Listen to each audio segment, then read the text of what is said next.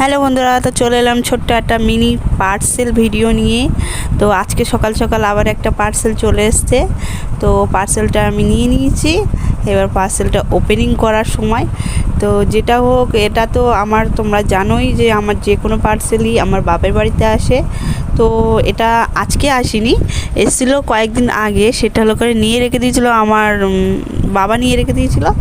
তো এবার আমি বলেছিলাম নিয়ে রেখে দাও, আমি বাড়ি এসে খুলবো।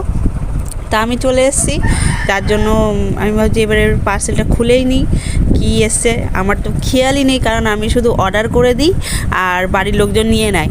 কিন্তু কী পার্সেল আসে, মানে যখন অর্ডার করি, যখন আমার পার্সেলটা আসে দেয় তখন আমি জানি, কিন্তু তারপরে আমি ভুলে যাই, তারপরে আর মনে থাকে না।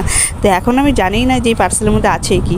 তো পার্সেলটা খুলে দেখতে হবে। এই পার্সেলটা এসছে মিশো থেকে দেখি কি অর্ডার করা হয়েছে। না দেখলে তো কিছুই বুঝতে পারবো না। প্যাকিংটা দেখো